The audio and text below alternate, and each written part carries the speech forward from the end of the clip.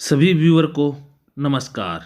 मैं राजेंद्र जोधपुरिया आपकी खिदमत में एक बेहतरीन टिप्स लेकर के हाजिर हूँ। आज का टिप्स है ओसीडी से बचने के लिए एक बेहतरीन टेक्निक। ओसीडी वाले गलती कहाँ करते हैं, अगर वो गलती करना बंद कर दें तो ओसीडी उनके आसपास भी फटकेगी नहीं। गलती क्या करते हैं इस टिप्स में जान लेते हैं, और उस गलती को कैसे सुधारा जाए वो भी हम इस टिप्स में जानेंगे। On OCD the OCD sufferer में feel they have to do increasingly more of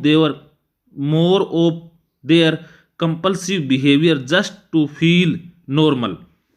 OCD वाले कंपल्सिव बिहेवियर करते क्यों हैं? वो कंपल्सिव बिहेवियर इसलिए करते हैं ताकि उन्हें नॉर्मल फील हो।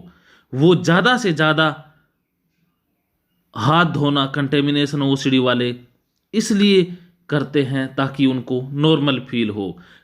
जो चेकिंग ओसीडी वाले हैं वो ज़्यादा से ज़्यादा चेकिंग इसलिए करते हैं क्योंकि उन्हें नॉर्मल फीलिंग आए। और सोमेटिक ओसीडी वाले हैं, रेबीज से रिलेटेड जिनको डर लगता है, वो कुत्ते से या वैक्सीन से रिलेटेड इन्फॉर्मेशन गेट करते रहते हैं या टीके लगवाते रहते हैं। वो इसलिए करते हैं ताकि वो नॉर्मल हो जाए। एचआईवी से जो डरते हैं वो बार बार टेस्ट और एचआईवी से रिलेटेड जानकारी इसलिए पढ़ते हैं ताकि वो नॉर्मल फील करें। और जो कोरोना या कैंसर से जिनको डर लगता है वो उससे रिलेटेड इन्फॉर्मेशन या रीइंश्योर दूसरों का चाहते हैं। उनके पीछे भी यही वजह होती है कि वो नॉर्मल होना चाहते हैं। रिलीजियस ओसीडी वाले भी मन्नत या भगवान को धोख बार बार इसलिए दिए चले जाते हैं ताकि वो नॉर्मल हो जाएं।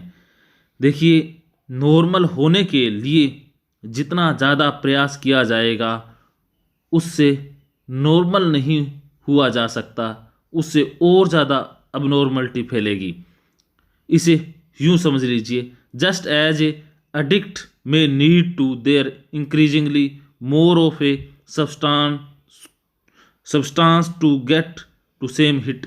अब एक शराबी है, वो ज़्यादा से ज़्यादा शराब पीता जाए कि मैं अच्छा महसूस करूं, तो क्या वो अच्छा महसूस कर पाएगा?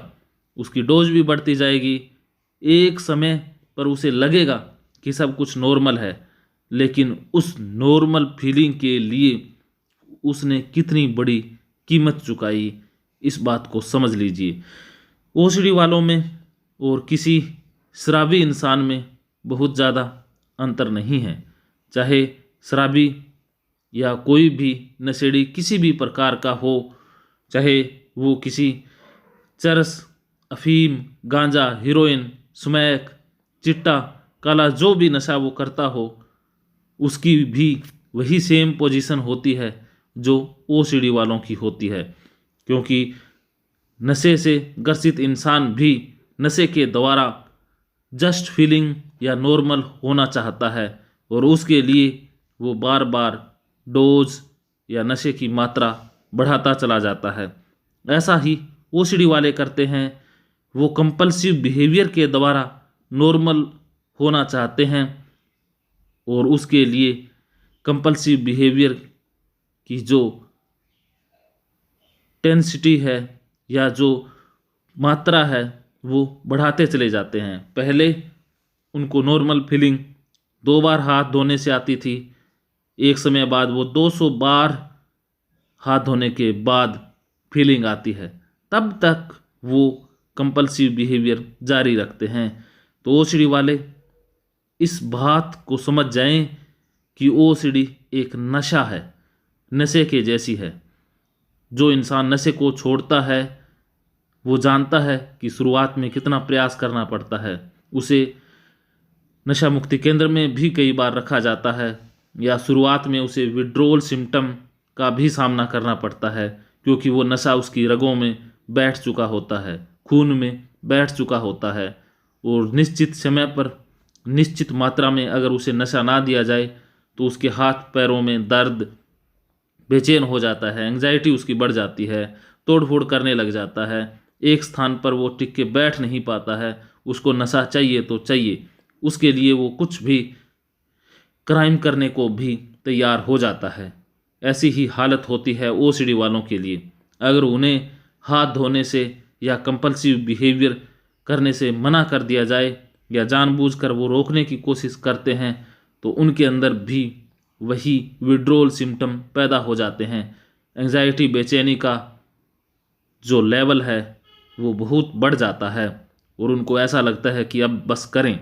और मैंने ऐसे ओसीडी सफरर भी देखे हैं ईआरपी सेशन के दौरान, जब उनके कंपल्सन को रोक दिया जाता है, करने नहीं दिया जाता है, और जब उन्हें मौका मिलता है तो वो भागते हैं वॉशरूम की तरफ और जा कर के अपने मन में जो दबाया होता है उतना सारा कंपल्सन वो करते हैं। फिर वो मोटर की तरह हाथ धोते हैं। उनकी हाथ धोने की स्पीड और उनके सफाई करने की स्पीड कई गुना बढ़ जाती है। वो वॉशरूम में निकलते ही नहीं हैं। कहने को तो वो कहते हैं कि हमने 5-10 मिनट लगाए, लेकिन उनके 5-10 मिनट भी 50 मिनट के बराबर होते हैं। जब उनको वो नॉर्मल फीलिंग आ जाती है वापस आ जाते हैं।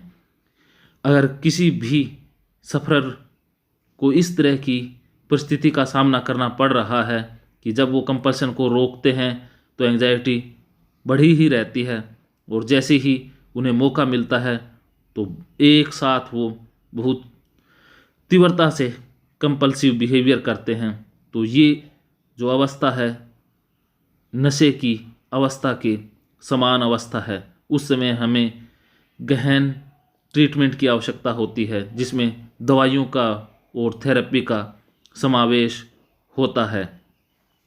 ओसीडी वाले जब ईआरपी सेशन से कई बार छूटते हैं तो ऐसे लगता है जैसे किसी कैद खाने से छूटे हैं। जैसे नशे से ग्रसित इंसान जब नशा मुक्ति केंद्र से छूटते हैं तो उन्हें आज़ादी का अनुभव होता है कि किसी जेल से वो छूटे हों। सेम पोजीशन ओसीडी वालों की होती है कि जब कंपल्सन करने से रोका जाता है और जब उन्हें मौका मिलता है तो उन्हें लगता है कि अब वो अपने मन में जो दबा रखा है सब कुछ निकाल देंगे। तो ओसीडी वालों के लिए खुशखबरी ये है कि ओसीडी ठीक हो जाती है। नशे से ग्रसित इंसान ज़्यादा बुरी अवस्था में होता है, उसे ठीक करने के लिए ज़्यादा प्रयास की ज़रूरत होती है और समाज का भी सपोर्ट नशे से ग्रसित इंसानों के साथ होता नहीं है। समाज भी उन्हें नफ़रत की निगाह से देखता है। परिवार वालों के साथ भी उसका जो आपसी रिश्ता है खराब हो जाता है। परिवार के साथ भी नशे वालों की ज़्यादा बनती नहीं है, लेकिन ओसीडी वालों को तरस की निगाह से देखा जाता है। कई बार अनजाने में परिवार वाले ओसीडी वालों के साथ गुस्सा कर जाते हैं या उनको डांटते फटकारते हैं, लेकिन ऐसा होना समाज में अज्ञानता के कारण होता है। ज्ञान की कमी के कारण ऐसा हो रहा है। तो ये वीडियोस और ये टेक्निक्स ओसीडी वालों के लिए बेहद कारगर हैं। तो आज के वीडियो से आपने यही प्रेरणा लेनी है कि कंपल्सिव बिहेवियर को धीरे धीरे करके कम करना है, और वो भी एक अच्छे थेरेपिस्ट, काउंसलर के मार्गनिर्देशन में। अपने आप ईआरपी को करने बैठ जाना कई बार हमारे साहस को कम कर सकता है।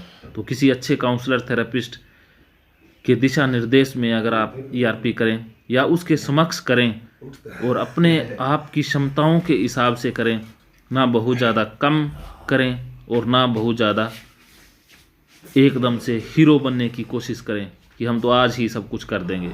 जो एकदम से हीरो बनते हैं वो जल्दी ही जीरो भी बन जाते हैं।